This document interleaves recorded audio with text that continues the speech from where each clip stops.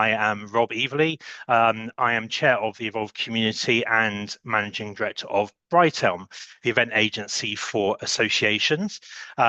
Today's session is being recorded. Please do use the chat for comments or the Q&A to ask the panel questions. We do encourage questions. The webinar is much, much better if we are led by you and we understand more about the challenges which you have. The rationale for the session today, catering is becoming more and more of a challenge for all of us. What used to be relatively simple dietary preferences and requirements are now intermingled. It's really difficult to tell the difference between the two. The awareness for need for good alcohol-free options is also growing, which is creating further complications. And it needs to improve, and especially I would say in our own industry events. There's also an increase in 100% vegan menus being offered, but these can both be non-inclusive and leave a bad taste in one's mouth, as I had my own experience recently. A lot of venues still are not doing vegan food well. Some say, and some argue it's more sustainable, but is it really? So we've brought together a panel of experts who I will introduce you to shortly. First of all, we will do two quick polls. So the first question on the poll, do you currently offer an equitable choice of non-alcoholic options at your events? And the answer is simple, yes or no. The second question there, which you can answer at the same time, how do you currently manage dietary preferences versus requirements? Do you cater for all requirements and preferences? Do you only cater for requirements rather than preferences? Do you only offer vegan food for everything and then cater for allergens? Or are you old school and offer only a meat-based menu? Or is it just too hard to answer that? And I would be absolutely comfortable if the way you respond to these requirements is different. It's a very hard question to answer. So we've got 10 responses so far. So I think we will, well, 12 now. That's great. Thank you very much. We'll just end the poll there. Thanks very much, John. So I'm going to move on and introduce our first speaker. Narmeen Cameron. Good morning, Narmeen. Thanks for joining us. So Narmeen has over 12 years of experience in the events industry, working on projects ranging from international conferences and awards to large-scale sporting competitions. You're the founder of Desert Island Events, which is a creative agency that began as a podcast. What a great way to start a business, which celebrates inspiring people and innovation in the industry. And you've also founded Temperance AF, which is a mobile bar service championing sober inclusion by offering premium alcohol-free cocktails. My sample hasn't arrived this morning, but never mind. And you're also a strong advocate for mental health, and you've recently published a white paper on how we can improve the narrative around alcohol-free experiences. Good morning, Narmeen. Good Thank you for morning, joining Rob. us. Thank you. So you're an advocate for alcohol-free socializing, as I've already mentioned. I wonder if but you also had a very recent challenging experience. I wonder if you wouldn't mind sharing a little bit about that and why it's important that we adapt. Yeah, absolutely. So I'll first off by saying started campaigning about making better alcohol-free options at events through my own personal experience. When I went sober, actually 4 years ago tomorrow, I started going at industry events, realizing how not great options are. And through my own research, I started realizing there is actually a lot out there, but we as an industry aren't doing anything about it. There was one event I went to in particular where the waiter, in fact, kept trying to offer me alcohol, despite me saying several times I didn't drink. Earlier in the day, I'd asked the organizer, oh, what alcohol-free options there are, and the organizer said, fully water. as the non-alcoholic option. So going into that evening reception, tray service, I was like, no, thank you, or like anything non-alcoholic. And at the back of the room, there was the usual suspects of orange juice and cans of fizzy drink. But later, all throughout that evening, this one waiter continuously tried to pour alcohol in my glass, despite me saying several times I don't drink. Outrageous. And obviously, that's completely unacceptable. And it Mm. goes further as well. Um, Speaking to friends and colleagues of mine afterwards, like, this is a safety issue. Why are we forcing women to drink? Like, this is completely abhorrent behavior. And this is something, that should never happen at an event. Um, it's astonishing that someone would consider that that is appropriate behavior, and I think that's one. I mean, it's down to a training issue from the venue, but from my own experience as well, is um, I don't always drink at events, and I want at business events. I want to be given that choice.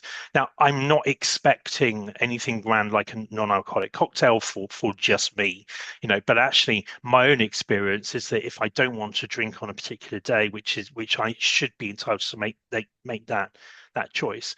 I often don't have any options available to me. I'm quite happy to have a soft drink or an orange juice as an alternative, but they're just not available unless I go to the bar and get it, and quite often pay for it myself.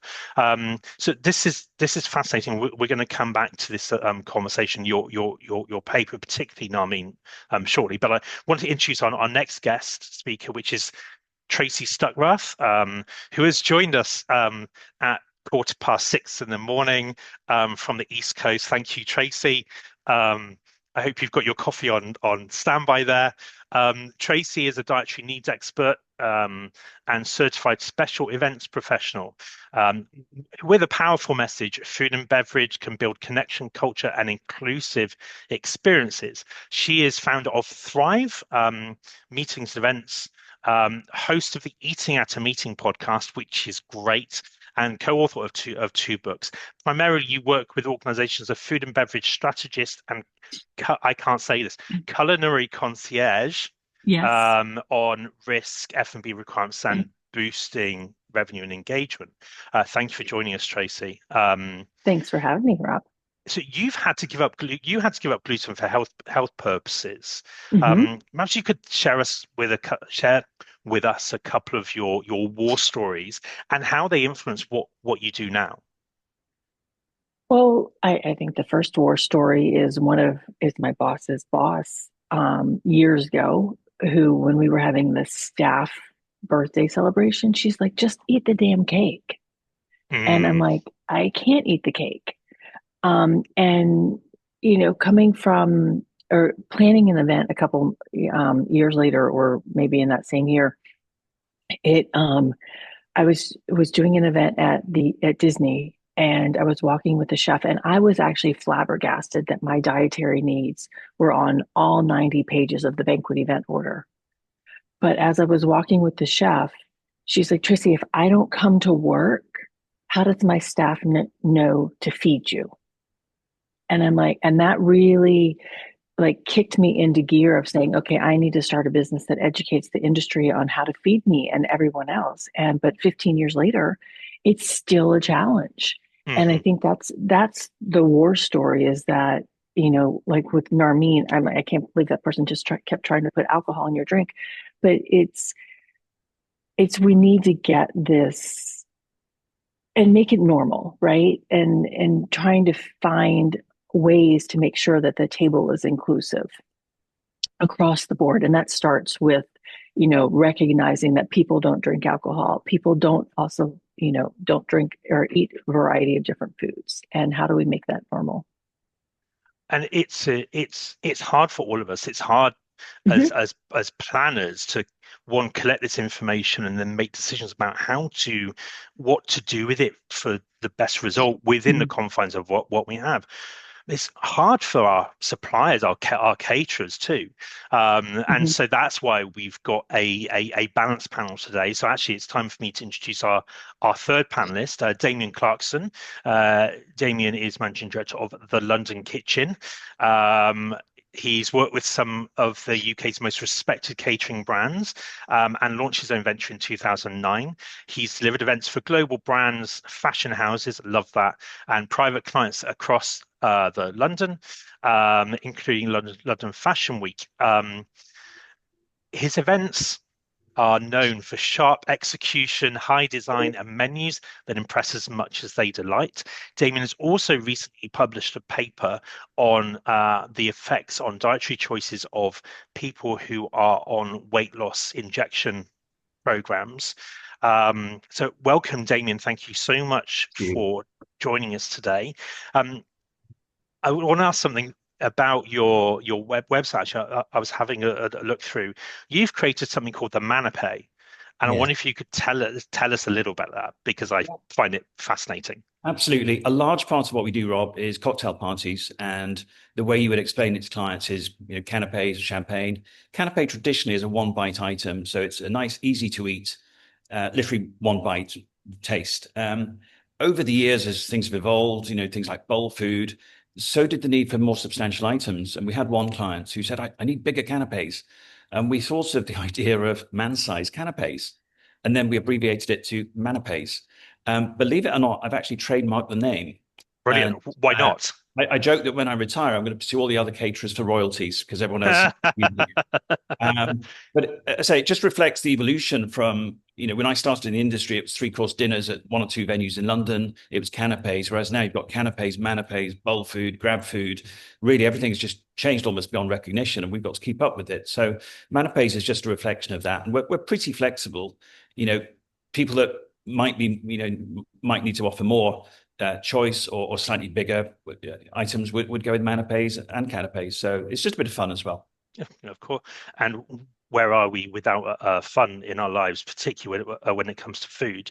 And I wonder if the paper which you pulled together on the effects that weight loss jabs are having. I wonder if you wouldn't mind just summarizing what your main discoveries were. Yeah, absolutely. This is fascinating. In the space of a few years, 2.5 million people are on these drugs, this medication. 90% of whom pay for it. So you've got a very interesting demographic of people that are happy to pay what is now reasonably expensive, £200 to £300 a month, for a lifestyle choice or assistance with that. What it leaves for the catering side, the restaurants and so on, is a reduced appetite. And you've got people like Heston Blumenthal, who himself, I think, is on Ozempic. He's come up with a reduced menu because physically the desire to eat is reduced. The other thing, which again is fascinating, is the reduced desire for alcohol. So as an industry, as these drugs become both easier to use and probably cheaper, we need to look at how to cater for an increasing demographic. And I think the key thing is people are paying for use of this. So it's a lifestyle thing, and there's the budget to do it. So it's really how we tailor it towards that. It's a very live situation. I think the stats are amazing. I think we're aware of the impact food-wise, but I think alcohol is as important now because revenue is going to drop. And just to say what Namin was saying, we've got to offer really good non-alcohol alternatives, not wait to be asked for them. We did a brief last year for a car launch for Bentley, and the brief wasn't, can we have the very best champagne? It was straight into, we need some really good non-alcoholic beverages. Wow. I think that's the way of the market. Mm-hmm. I think there's certainly appears to be a trend in our industry also of young generation not drinking at work events. Well, yeah. And I've been told, and this is one of those things which I've been told, I wouldn't say it's proven fact, that actually it's the effect of social media on potential repercussions of drinking, which has actually driven that. So people are worried that actually they're going to do something, they're going to get drunk at a work event, do something, and then they're going to be shamed all over social media for it.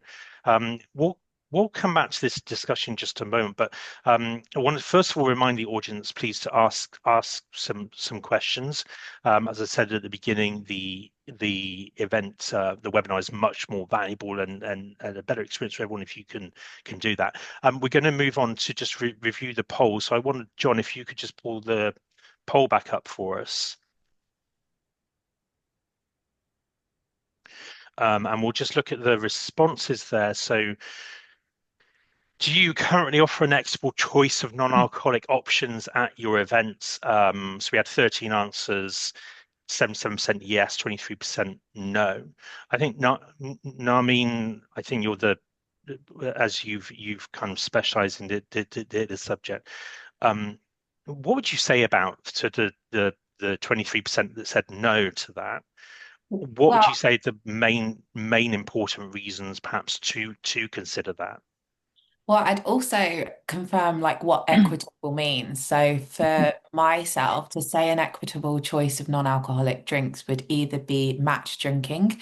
So that's to say if you are providing alcoholic beer, wine, cocktails, you should have a non-alcoholic beer, wine, cocktail. The option shouldn't be what you drink. But it should be with or without alcohol. So that for me would be more equitable rather than saying, oh, we've got a great drinks reception, but we've also got a non-alcoholic beer. That's not equitable because when you limit it, especially to one choice, you'll find that you are still excluding people. And then to the 23% that have said no, like this is a very, very important topic. So I did an event back in April, very, very large event where I was doing my non-alcoholic bar and for the evening reception. And a man came up to me and he said, "Is this all non-alcoholic?" And I was like, "Yes, it is." And he said, "Thank you so much. I left the event last year because there wasn't anything for me to drink." So it just actually goes to show you're actually losing your guests, you're losing your clients, you're losing your customers because you're not offering them an option. And this was an investment, like founders investment startup event. So actually that's quite important people you'll have in the room. I've also heard of stories from other colleagues within the industry where, say, the CEO of a client's event is non-alcoholic and actually they've not even considered anything for them. And that also goes the same in terms of catering as well. Tracy, have you got look like you've got something to add there? Well, 100%. And one gentleman back, it was actually last year, he came up to the bar of an event that I was planning, and I like the fact that you said matching, Narmeen, that everything needs to match. We did have, he wanted the non-alcoholic beer, and he's like, "This is great because I'm going to drink a regular beer and then I'm going to drink a non-alcoholic one because I'm going to be up until 2 a.m. wheeling and dealing, and I need to make sure that I am on my game." Which this is at 6 o'clock, that's another 8 hours later. But he was very appreciative of having that non-alcoholic option as well. But I was chatting with somebody yesterday and just thinking dietary needs, and what Narmeen said about the messaging is this woman had an allergic reaction to the food that she ate last year at the conference. And when it came to this year's conference and everybody was promoting that they were going, like it brought up anxiety for her. And do I even want to spend the money to go to this event because I had this allergic reaction last year and the organizers hadn't made any choices. The venue didn't have options. And so she's then leaving her money on the table, right? Or not, the association's leaving their money on the table because they're not providing options for them. And I would also bring up one other point about how it shows how you value your guests. So a lot of the time, people will be drinking £50 bottles of champagne, but you're serving people that don't want to have a drink a £2 carton of orange juice you can get in a corner shop. Like that kind of shows the value that you place on your guests that drink alcohol compared to the ones that aren't drinking. And another fact that is so, so important that I should have said at the start, people can drink or not drink alcohol for a whole multitude of reasons. It's not because they're religious, they're pregnant, any of the other reasons you normally have. but because it's a choice. And there is a huge, huge shift in the UK, especially, and globally, towards more mindful drinking. And Rob, even to your point, like some people will choose to say, oh, well, I do drink, but I just don't non-alcohol for everyone. Hmm. And Well, and or go ahead. sorry, I was just going to say on top of that, I think we certainly don't do enough. We probably don't communicate enough as an industry regarding non-alcoholic options, even if we offer them. And if we take, for example, you know, alcoholism is still prevalent in the UK. If we want alcoholics who have a lifelong disease to feel comfortable at events and at networking events and not feel anxious about resisting or having an equitable choice, we need to communicate it in advance as well. It's not just a case of offering it on the night. It's a case saying, if you don't drink, we've got you covered, and you're going to have a great time. I want to move on to the other poll, which is how do you manage currently manage dietary preferences versus requirements. And I think this is a really tricky area and a really growing area as well. And how I think the answers are quite spread actually. It's nice to see that no one is offering a meat only based menu. That's great. We only offer vegan food for everything. This is a big bugbear of mine, only offering vegan food. And there's a well-known industry event that only offers vegan food and its awards. And it's not that I personally don't dislike vegan food, but it's just I don't feel with what's presented and the quality of what's presented from that particular venue does not match up to my value expectations. And I've been twice now. I didn't go this year because particularly with awards, people often have very little to associate their value to other than the food and the drink. Because you see the production, but you can't equate that to value because you haven't bought it. So part of that hospitality is really important.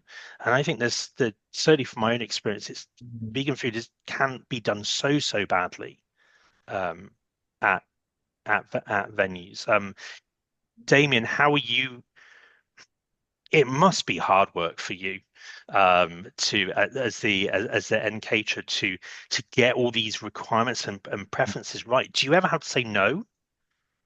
Rarely. I think we've come a long way, Rob, from 20, 30 years ago when I started as a waiter, putting a carrot in front of a vegan or vegetarian or a vegan. All of that, frankly, so insulting. Now we're much better informed. We're much more aware. So that's a lot easier. The only thing that we can't make in-house is kosher.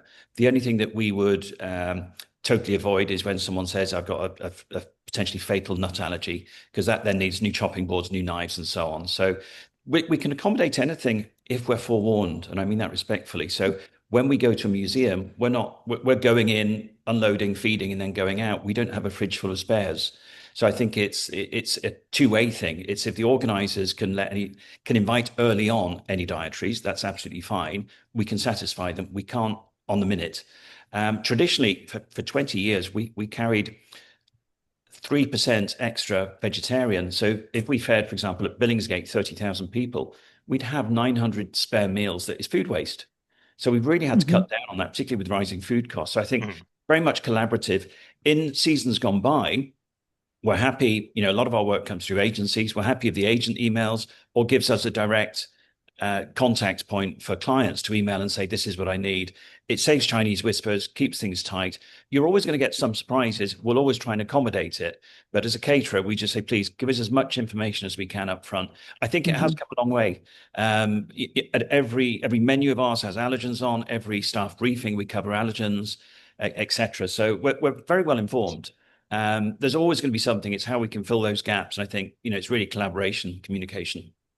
I think that's important. It's also important for us as organizers to sometimes we go too far to try and please individual delegates, particularly those who, for whatever reason, are unable to meet deadlines of submitting quite crucial dietary requirements.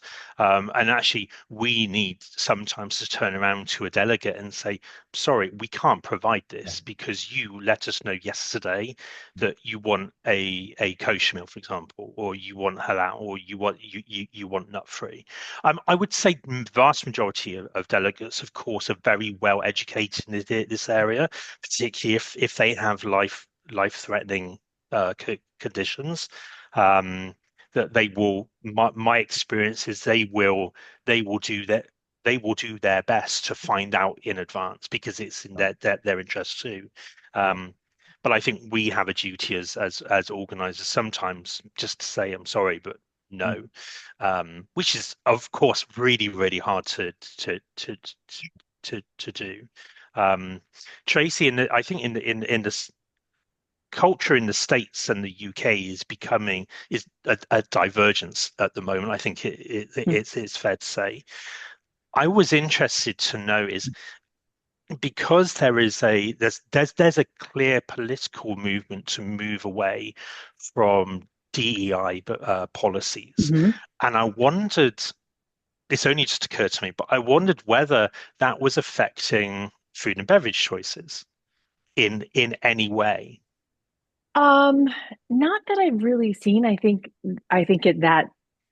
that conversation is just the fact that we still don't understand how to manage it, right? I don't think talking about DEI and food and beverage is still a new concept. And that's what I bring to the table is saying, hey, this is another aspect of it. But I don't think people really look at it that way when they're thinking DEI, which is a shame, right? But I think it's still a struggle. And the fact that Damien's, his team is well versed in this. You all have 11 years more than we do on requiring labeling on unpackaged food. We only have one state, which last week it was signed into law that it has the top 9 allergens have to be labeled on restaurant menus that have 20 locations or more nationwide. And and then there are 10 other states that have adopted an updated food code, but still don't have guidelines behind what that means. So we are still working through that, and it makes it a struggle. And I point out what's going, the EU and the UK laws all the time and saying this is how it's done, but each country does it a little bit differently at the same time. So it's a challenge, but I think with Damien, I think is the epitome of what we should be doing, but there's still a lot of, oh, well, we do this well, right? And you don't, right? And so, and yeah, but I don't think people realize that it falls under DEI as much as it should be. Okay. But that's a great question. Thank you so much. We're going to move to some audience questions. Thank you very much for submitting your questions.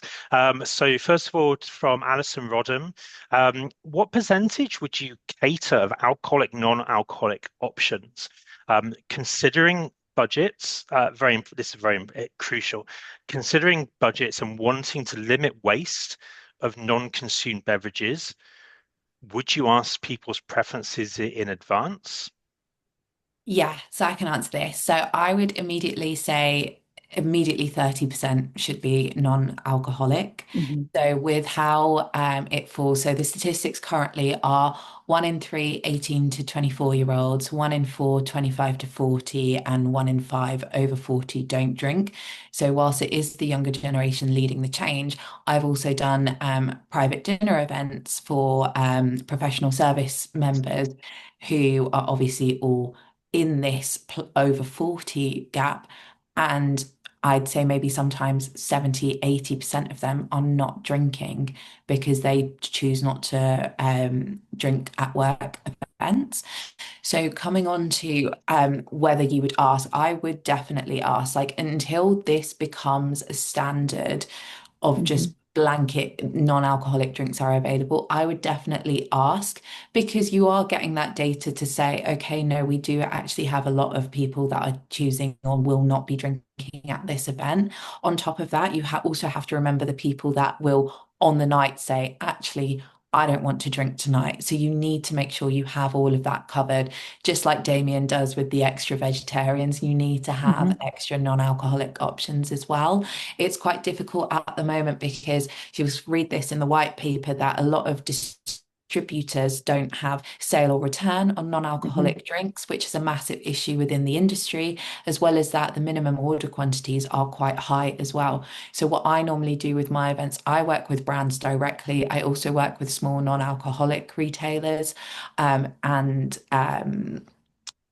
representation companies who are able to get me lower quantities at the same rate, and that works really well for me with temperance. But I would say definitely please ask in advance. There are some other association and different event industry events that have started putting this out there saying we are like what is your preference? My only other thing to say is like when you are asking about dietary requirements, please can you make it multiple choice? Because sometimes people have more than one dietary, and half the time it's like you can only click one or you have to go and type in the other box. So I'd say also be smart about those forms as well. And another thing, so it's happened to me as well, at an event, because so I don't drink alcohol and I don't eat pork. They forgot about my meal at an event and then threw me the vegetarian meal just because it was red wine gravy. But for some people, having alcohol in food doesn't count, like it's burnt off. It's not there. Like for some people, yes, everyone who doesn't drink is very, very different. But also because one of the sides was a piece of bacon. Instead of giving me a really nice steak, they gave me like a veggie cannoli that I got about 10 minutes after everyone had finished their meal. Oh, So, but now I will just speak to the waiter and say, like, if I notice I'm going to be given something, I'll be like, what is the menu? Like, I'll read the menu and I'll say, hey, that's actually fine for me. I think Alison, on the the budget side, I would certainly be going back to venues and saying, please charge me on Yeah. consumption. Most reasonable venues should be able to do that. They may come back and for staffing reasons, they may of course come back and say, okay, but you need to commit to a minimum order value. But I think the good thing about alcohol versus non-alcohol rather than food provision is that there should be a lot less waste. The only waste might well be a bottle, unfinished bottle of wine, for example. Yeah. And what I will say about budgets is a lot of people, when I speak to organizers and they talk about non-alcoholic options, they're like, oh, they're so expensive. First of all, that's a separate conversation because, you know, they go through the exact same processes, etc. But then that goes to the same point. Oh, so you want to, you know, value your non-drinking customers less than the ones that do drink. But additionally, you have one drinks budget. You don't have an alcohol budget. You don't have a separate, like you have to that point, you'd be like, oh, but it's so expensive. We've already spent. No, you need that same budget, take 30% off, and that should go to non-alcoholic. So it should also be your one budget. Well, and on that note, I mean, you're going to meet your food and beverage minimum faster than paying for a soda or a water. Like if they're going to buy that non-alcoholic, choose that non-alcoholic beer or cocktail, you're going to make your minimum faster, you know, and the Damiens of the world are going to sell more, right? Versus selling, you know, just making money on the soda or the Yeah. water. And they're also health choices as well. Like a lot of people have this huge shift to health and well-being right now. They're not going to drink a soda. They're not going to drink something Right. high processed. They're not going to drink something sugary. What they will have is something with craft, attention, love like that. And fun fact, alcohol-free beer is actually the healthiest thing you can drink. I heard that. I love that, and that's my mantra going forward. Damien, I want to ask you, and it's actually based on Elizabeth's question here about communicating beforehand exactly what will be served. Do you think that's an advantage or Um, a disadvantage? I think it's helpful to guess, for example, Narmeen, you'll know exactly what you're having. I think the more you can share, the better, unless it's perhaps a private party, there's an element of surprise, in case you probably know your guest preferences. But I think the more you can share, I've just sent a menu this morning for an event in November to one of the guests for a particular reason. He was obsessed with French fries, so we've done a description how we're going to do them. That's helpful for him, and that's just to please him. We can't do that for dinner for 500, but I think you'll find it more efficient as well, and far less wasteful, which is a real consideration. We're actually zero waste. We don't compost it, but we have an opportunity to use it as animal feed indirectly. So that's something I'm really proud of. And anything we can offset, we should. We don't grow our own bamboo or anything like that, but just on a day-to-day basis, it's something that I'm really proud of. And anything that reduces waste, is much better economically for us. But I think more importantly, to answer the question, it's going to please the client directly, because they can say, actually, I don't like peppers, or I would like this, and we can get that right, particularly with notice. So always grateful. We have a fascinating question here, and it's about, I'll read it out. Increasingly, we receive requests from people who are neurodivergent and have specific preferences around texture, shape, or color of food. This is fascinating. This is why I love live webinars, because you get thrown some real corker questions sometimes. What would your advice be on how to cater for people who have these types of needs? I think Damien, as a caterer, I'm going to come to you first, but I'd like all three of you to kind of respond to this. A fantastic question. We have a client we do a lot of work for at home. We did a major milestone celebration, and a family member only eats a certain item. He will only eat a certain shape of pasta with sauce on. From memory, I think it's penne with tomato. And so all around, everyone was having 5 courses. This person, neurodivergent, that's all he wanted to eat. And it was absolutely not a problem. He got what he loved. We had a happy client. So again, let's go back to information. If you let us know what you'd like, there's nothing happier than us giving someone exactly what they want. So there's no fuss, incidentally. There's no, previously I mentioned about V's and carrots and things. Some caterers where I'd worked, we used to have a section, they were called freak meals, which is so unacceptable because it wasn't mainstream. Now that's prehistoric. Now it's giving them exactly what they asked for. Diversity, absolutely no problem. Again, let us know and we can do it. We're happy to do it. Yeah, I think exactly what Damien said is like, you won't be getting your entire guest lists being like this. And it just goes to show like how great of an event you can put on if you pay attention to your clients' needs. And especially like these are going to be simple things, right? Like normally if they've got an issue, they probably want something basic. I know some of my younger cousins are exactly the same. They'll only want pasta and tomato sauce. Yeah. And that's not something difficult to do. And I think it's very easy. You just have to have that conversation. Yeah. Yeah. And it's asking the questions up front in the right way on the registration form. And here in the States, food allergies and celiac disease and neurodivergent would come under the Americans with Disabilities Act. So, when I'm designing registration forms and teaching how to design registration forms, it's categorizing them in different ways that you ask with checkboxes, because those open-ended questions are a pain in the rear.